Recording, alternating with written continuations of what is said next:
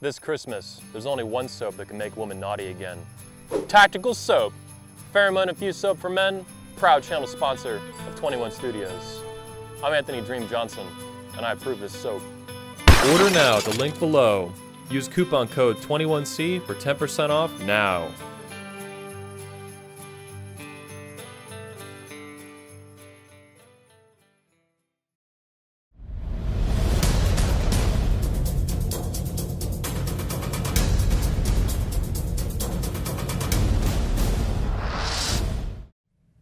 George Bruno with the 21 Report in Orlando, Florida. And we're talking with Dr. Robert Glover. He was just whisked off stage, and now we're going to talk to him about his message for men. Welcome. Good to be here, George. What is your impression of the 21 convention here so far? You've been around here. It's blown me away. I've been to lots of men's programs. Man, to have several hundred men in one place, first-class production. The speakers, man, I'm sitting there listening to them, and I'm one of the speakers, and I'm going, these guys are good. Yeah. And I'm just watching the men just soak it up, and they're alive, and they're energized, and it's, I had no idea what to expect coming here. Yeah. And it's just blown me away. Yeah, it's learning by immersion. There's a lot going on here, right? A lot of moving parts, and you guys have been apparently practicing this every year, and this year it seems to have really gone to another level. It gets better and better every year, yeah. When I was in graduate school, someone said to me once, like I complained that there was 13 textbooks for one class. And I said, how the hell can I possibly do this reading? And they said, it's the European method of education. And I said, what's that? And they said, if you throw enough shit against the wall, something's going to stick. Yeah. So that's what I feel this conference is like. They're just putting so much out there, but if one or two things stick with the attendees, it was worth it, because there is a lot of information. It's rapid fire just all day long. It is, and I've got my notebook, and with every speaker, I've written down about 2 or 3 lines under each of the speakers of just the key prime stuff. That's good. That's good. Yeah. Got to remember that. Yeah, that's good. And even referenced several of them in my talk as well today. Just, I'm a guy, and I live this stuff. This isn't just academic. It isn't just a book I wrote. Right. It's my life. I'm married. I have kids, stepkids. I have a job. I'm in the world. Yeah. And this stuff's real life stuff. And there's a lot of stuff sticking to the wall. Yeah. I've heard it said, I'm not sure who actually coined the phrase, but the 21 convention and this movement is nothing but men sharing notes.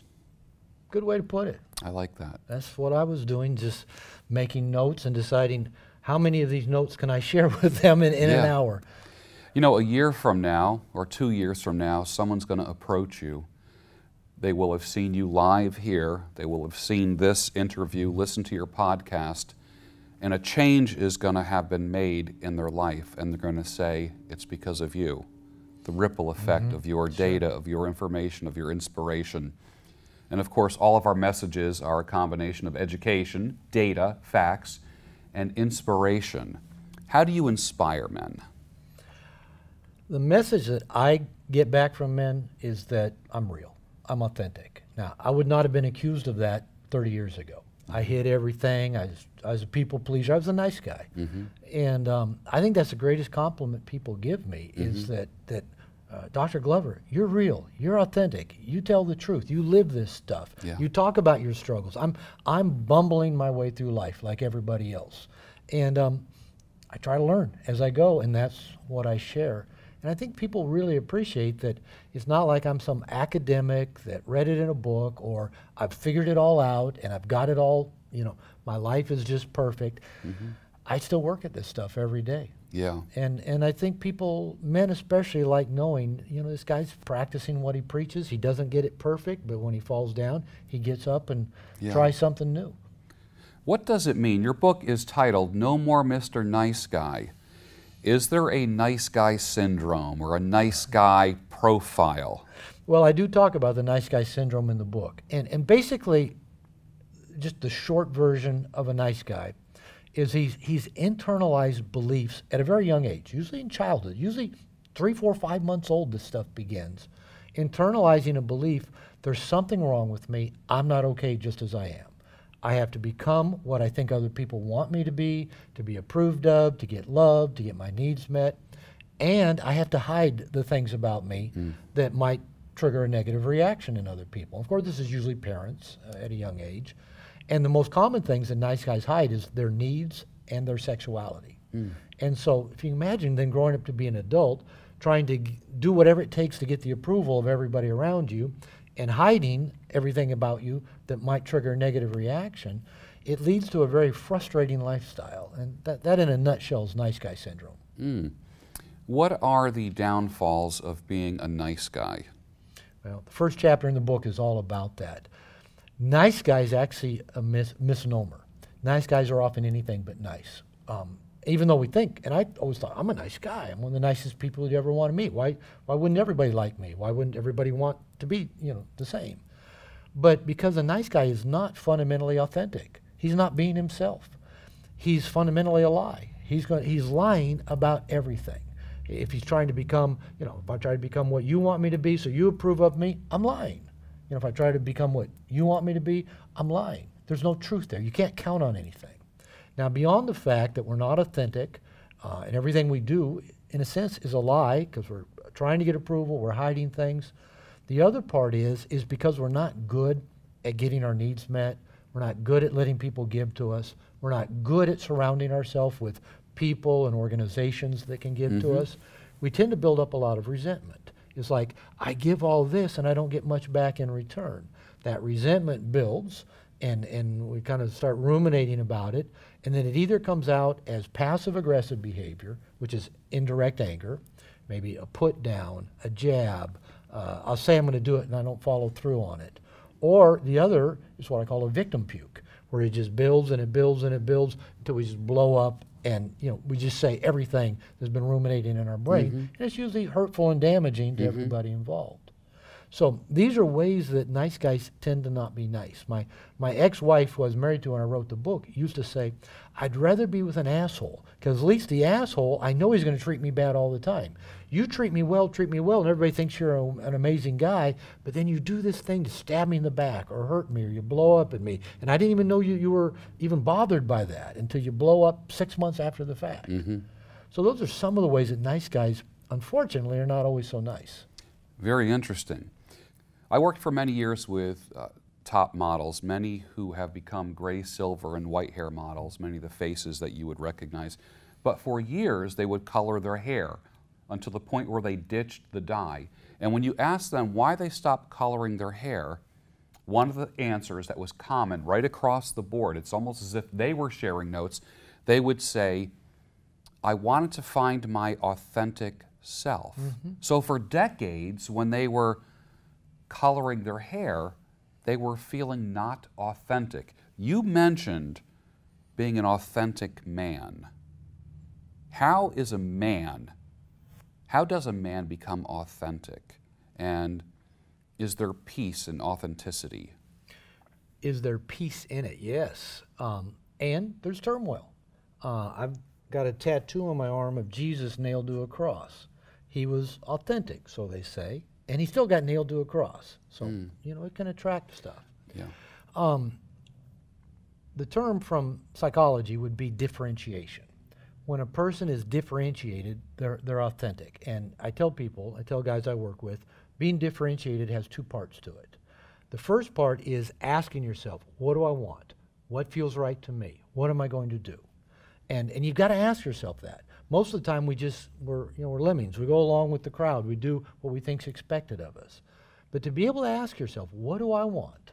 What feels right to me? That's the first step of being differentiated. The second step is then following through on that and proceeding, even if you get flack from outside, mom, dad, friends, society, church, culture, or the buzz inside your head that's, oh no, I'm gonna get in trouble, I'm gonna be disliked, I'm gonna lose my job, I'm gonna lose my wife. So the differentiation, to be authentic, you've got to be able to ask yourself, what's right for me? And then number two, you got to follow through on that. Is there peace in that? Yeah, because you're not all the time guessing and trying to figure things out and covering this lie and trying to think of, how do I need to be with this person and blah, blah, blah. And, as I said, it can attract some negative attention as well. It always happens. Every great man who's ever lived who was authentic and integrated and differentiated also caught flack. It just comes with the territory. Let me ask you this. What is the prescription for this nice guy syndrome? For overcoming it, working through it, or what causes it? Getting rid of it, overcoming it, being healed from it. Okay, good question. I've told people for years I'm a recovering nice guy, and I'm still working at it. I got married again 2 years ago. It's my third marriage. I thought I'd worked through a lot of the stuff that tends to come up for me in a relationship, and then with a new person, with new personalities and their stuff, I got triggered into some of my nice guy patterns all over again of being too much of a pleaser and a problem solver and avoiding conflict. I watched it come up, and I thought, man, it's like I need to go read my book all over again. And so I went out and got a men's coach. I joined a men's group. The stuff that I prescribe in the book is don't try to do this alone. And it's like we're going to work on this stuff to the day we die. Now, things get better, better, better. My life's amazing. I love my life. I could not have had the life I have now 30 years ago. It would not have been possible because I live my life on my terms. I tell people I live in Puerto Vallarta, Mexico. I have a beautiful home. It's got a swimming pool. I've got a beautiful wife. She's 22 years younger than me. She wants to have sex all the time. And guys will say, "You're so lucky." And I'll go, no luck involved. This was hard work. This was a conscious process. Now, it's not like that was my dream to create all of that, but it is what has come to me by doing the work of living authentically with differentiation, being honest, making my needs a priority, having good boundaries, and just living a life of passion. There have been common themes all week long. Do the work, be the best version of yourself, make a dent in the universe. How can a man be the best version of himself? I think the number one prescription I'd give a man to answer that question is go connect with other men who have the same philosophy, who are working on and it doesn't even matter. During my speech, I gave a few different suggestions of where you could find men's programs. They're different, they have different philosophies, but they're about men wanting to evolve. Now, it's not about becoming a different person, and it's really not even about becoming a better person. It's about becoming the best you, right? To live up to your capabilities, your potential. And I'm 62 years old, and I'm still challenging myself. I've got a commitment, a goal to write 10 books in 10 years. And I mean, at 62, my dad retired at 55. He wasn't interested in being his best self. He was just interested in, okay, I've done that for 30 years, I'm done. I don't know where I'm going to be in 20 years, but I think it'll still be a pretty interesting life. Who is your ideal client or ideal subscriber, follower, fan? Who do you speak to the most? Wow, I don't know if I've ever been asked exactly that question. It really is people, and I've heard this a lot at this convention, especially when people find the red pill material.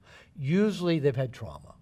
Something's happened. Now, I find that the men that tend to come to me, either they find my book or they come to a group or a workshop, it's usually they're at some point of frustration, often in relationship. Either they can't get a girlfriend, they don't know how to be with women, how to get a woman to be with them. Maybe they've just had a breakup, a girlfriend, the end of a marriage, or they're out there maybe in their 40s and 50s, out there in the dating world all over again. So it's funny that most of the time it is around relationship, one way or another. Women drive us crazy. We're still trying to figure them out, but that's why I say don't try to figure them out. Set the tone and lead and see if they follow. So for me, I think the ideal guy is one who recognizes the tools in my toolbox have not been sufficient. I've tried to follow the rules. I followed the prescriptions of my family or my church or my culture, and it just isn't working. And they're ready for something else. They're ready to have new tools added to their toolboxes. They're ready to be challenged. They're ready to get out of their comfort zone. And for me, again, I'll say it again, it's that willingness to connect with other men. And I find that if we can connect with men, our ancestors, our human race evolved in tribes, and now we're also isolated. And I spoke on that this afternoon. We're looking for tribes. So find tribe, connect with men, and then let those men challenge you as you challenge them. Those are the guys I love working with. I used to say I was an expert at parenting until I had kids. And that challenged everything. And then I found out that I was winging it. And then I had a moment, and I don't know when that was, where I took, some men's organizations call it the father wound. Guys typically have something that they hold against their father. Sure. And then that gets erased when you have this aha moment of, holy crap, my dad was winging it too. And then all of a sudden, we forgive our fathers, and at that moment, he goes from father to friend, and the relationship changes. Can you speak on that? I had that experience as well. My mother raised my brother and I to be different from our father. Now, she stayed married to him till he passed away about 9 years ago. And she's since apologized for that. That was not a healthy thing to do to her sons, to say, you know, you need to be different from your dad because he's angry and he's selfish and he's self-centered and he doesn't treat me well. And I bought into her view of my dad. Now, my dad had problems. He had some kind of mood disorder. He could be up and down. He could be in a bad mood for weeks. But I'm also really grateful for my dad. He took me fishing. We went camping. Since I was a kid, one of my earliest memories is like at 5 years old, my first hardball bat and hardball, him pitching to me in the front yard and me hitting it through my parents' bedroom window. So he came to all my ball practices. He was encouraging of that. And so he had his flaws. He was winging it. He was the baby of his family. His oldest brother was 20 years younger than, older than him. So he had no guidebook. And I went through a stage of being hurt and resentful at both my parents. I didn't talk to my mom and dad for 15 years. And after a period of time, it's funny, I read an article about baseball. It was the beginning of the baseball season. And there was like some articles in the local paper. And my dad taught me to play baseball, took me to baseball games. And I thought, I've loved baseball all my life.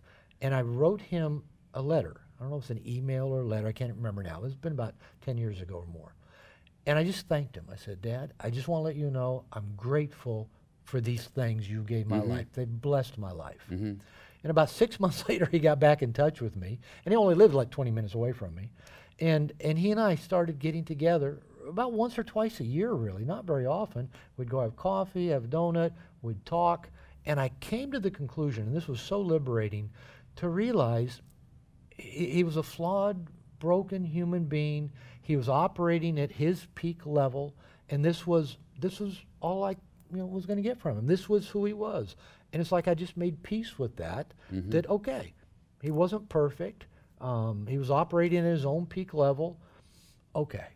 And there's something about forgiving your dads that helps you forgive yourself as well. And then lets you say, okay, I can be a flawed male as well. I don't have to be perfect, don't have to get it right, don't have to be different from Dad or different from all the other men out there. So that was liberating for me, to just have peace. And then he had a stroke and passed away about 2 or 3 years after I'd begun that. I was in his hospital room, his hospice room, every day for about 2 weeks. And I'd kiss him on the cheek. I mean, he was in a coma. I'd just say, thank you, Dad. I just thanked him, and yeah, emotions coming up about that. Yeah. It was a blessing to have made that peace and be grateful for everything he'd given me. Better late than never. Yeah. Can you imagine living life and not having been able to do that with your father? I'm so grateful that I reached out and said, thank you, Dad, for this. That's powerful. And then we had whatever we could have. Yeah. Like I said, we reached the limits of what he was capable of. And to be there at his bedside every day, and with my mom, watching him die, and just being grateful. Talking with hundreds of men in my career, I've noticed this one thing. Everyone changes. Doesn't matter who they are, what level of education they are. When they start talking about their father, their face changes. Everything changes when we talk about our dads. Yeah. Even when I interview people about their dads, my face changes and things change. I feel it. I can feel just, you know, the wetness in my eye coming up. And he was a flawed, imperfect. I spoke at his memorial. I was the only one of 4 kids that spoke. The first words I said is that at best my father could be difficult. Everybody said amen. None of my siblings wanted to speak. But I was at peace with it, and that felt good. That's neat. That's neat. George Bruno from the 21 Report talking with Dr. Robert Glover. How can people find you? Easy enough. My website's drglover.com. That's drglover.com. And if they just want to Google Robert Glover or Google No More Mr. Nice Guy, I've got the top several spots on both of those pages. So That's easy enough. Thank you very much. We appreciate it. Thank you, George. It was great.